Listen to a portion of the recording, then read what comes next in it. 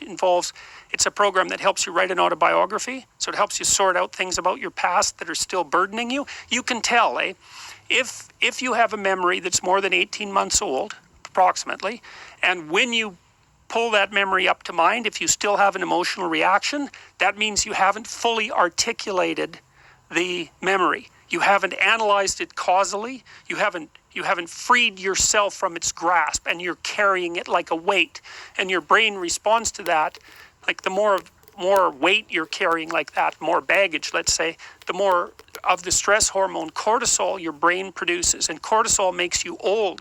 Some of this work has been done by James Pennebaker at the University of Texas at Austin, because he started to pioneer these sorts of writing programs, and he found that if people wrote about uncertain things, past, present, or future, so they could be traumatic things, they could be uncertain things, that their physical health improved. And he did a lot of detailed research trying to figure out why that was, and basically came down to the explanation that it was something like an uncertainty reduction mechanism at work. Because your brain is always figuring out how well situated are you in the world.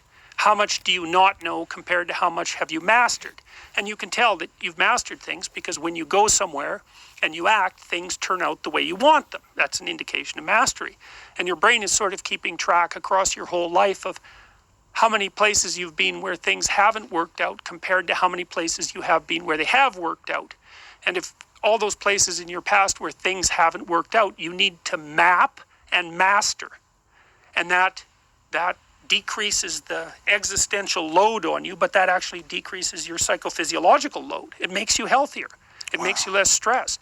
And so we've put all that together in this self-authoring suite to help people write about their past, to sort it out in a detailed autobiography. It asks you questions about your past. It says, divide your life up into 6 epochs, and then divide each of those, that might be, say, birth to kindergarten, and then maybe elementary school, and then maybe junior high school, however you want to do it. And then to write about the emotionally significant events in each of those epochs, and then to describe their effects on you, and then to analyze how you did in those situations, what you might have done differently, what you might have do differently in the future, to straighten out your past. And I've done that with my students in my Maps of Meaning class for about the last 10 years, and some people have written 15,000 words. It's not that uncommon for students to write 15,000 words in their autobiography. Wow. So that's such great advice. That's such great advice about reconciling with your past, because so many people just carry it around. Yeah, well, if you're thinking about your past, what it means is you haven't analyzed the causal chains. Because you might say, well, why do you remember your past? Well, you might say, well, it's in order to have an objective, record of the past. It's like it has nothing to do with that. There's only one reason you remember the past, and that's to be prepared for the future. That's why you remember the past. And so what you're supposed to do is take the past and extract out from it wisdom.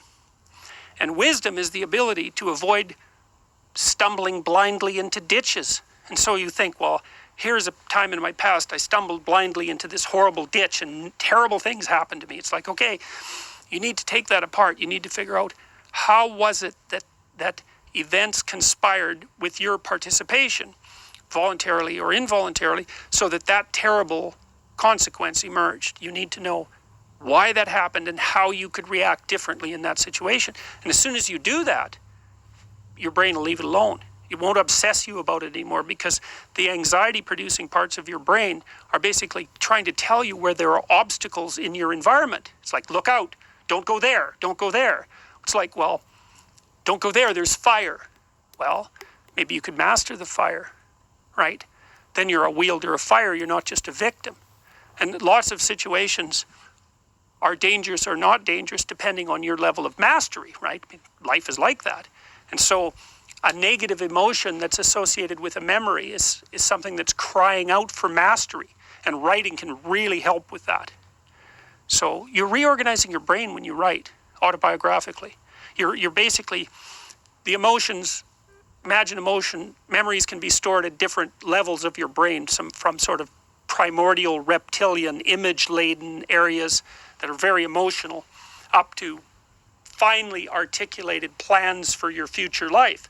Well, you want to take everything that's negative and emotional and transform that into a fully articulated vision for your future. And that frees you of your past. You shouldn't be thinking about your past. I mean, maybe if you're 80 and, you're going over a well-spent life, that's a whole different thing.